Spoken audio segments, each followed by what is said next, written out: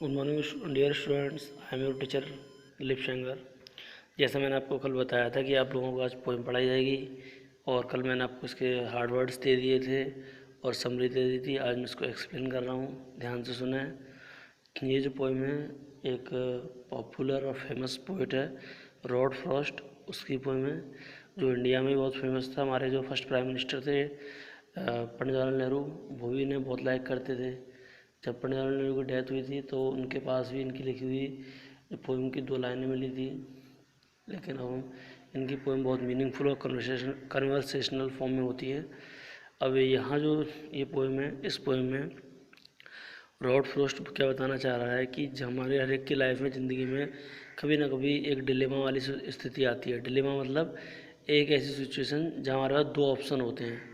कभी हम सोचते हैं, जैसे मान लो आप अगर थोड़े बड़े हो जाते हो, आपके पास आपका IITN में सिलेक्शन हो जाता है और इधर आपका कहीं क्रिकेट वगैरह में एक टीम में सिलेक्शन हो जाता है या गेम्स में किसी में सिलेक्शन हो जाता है और दोनों का सिलेक्शन एक ही समय के लिए होता है, एक ही टाइम में दोनों का आता है कॉल लेटर। तो आप सोचोगे यार मैं क्या करूं, या तो मैं अपना जो पैशन है, जो गेम है उसमें जाऊं या अपने जॉब के लिए जाऊं। गेम में भी बहुत पैसा है, इसमें बहुत पैसा है। फिर बाद में जब अगर मान लो आप एक चीज़ चुन लेते हैं तो बाद में आपको ज़िंदगी में एक चीज़ दूसरी वाले का अफसोस रहेगा, यार मैं क्रिकेटर बन जाता तो बहुत अच्छा कमाता, ये है वो है, मेरे लिए ऑफर था। ये स्थिति बताई गई है कि इसमें एक एग्जाम्पल के थ्रू समझाया गया है कि जो पोएट है वो जा रहा है एक जंगल में, वहाँ 2 रास्ते हैं, दोनों रास्तों में से एक रास्ता चूज़ करना है।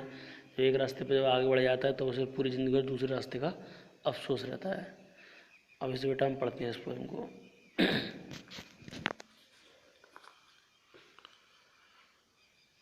This well known poem is about a making choice, जैसे मैंने आपको बताया था चॉइस के बारे में।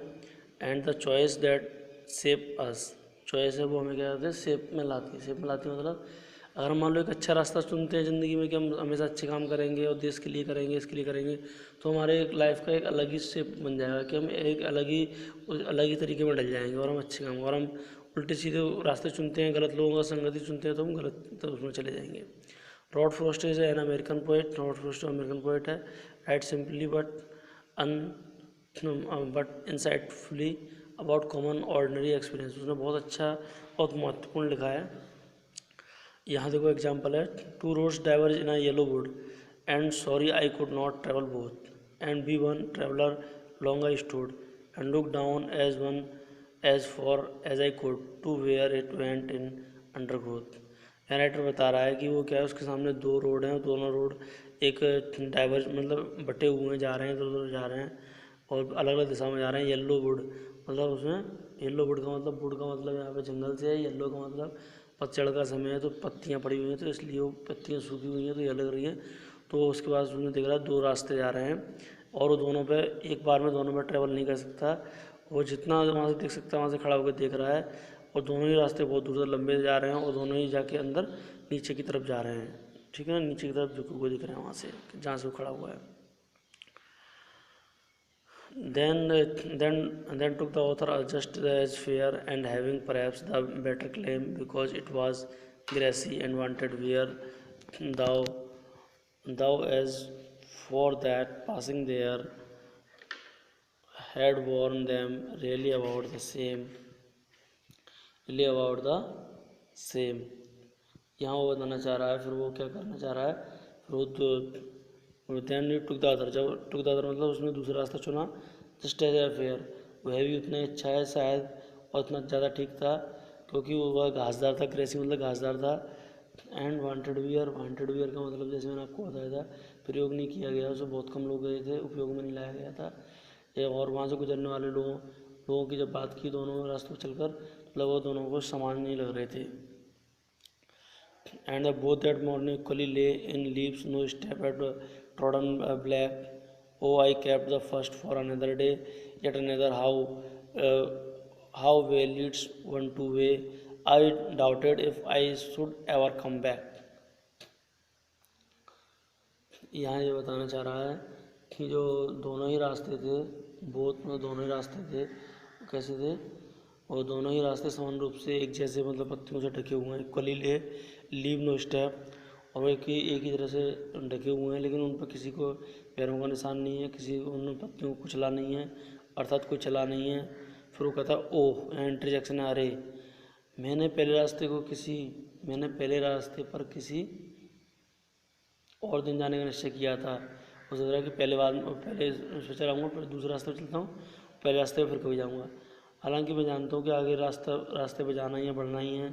उसके मन में संदेह था, क्या पता नहीं मैं इस रास्ते पर कोई वापस आ पाऊँगा या नहीं आ पाऊँगा। और उसके मन में वैसा संदेह ना कभी इस वाले रास्ते पर वापस आऊँगा नहीं आऊँगा। अर्थात वह जानता है कि ये पहली सड़क शायद यात्रा के लिए कभी वापस नहीं आ पाऊँगा। I shall be telling this with a sigh. Somewhere ages and ages hence, two road diverged in a wood, and I took one less traveled by, and that another made all difference.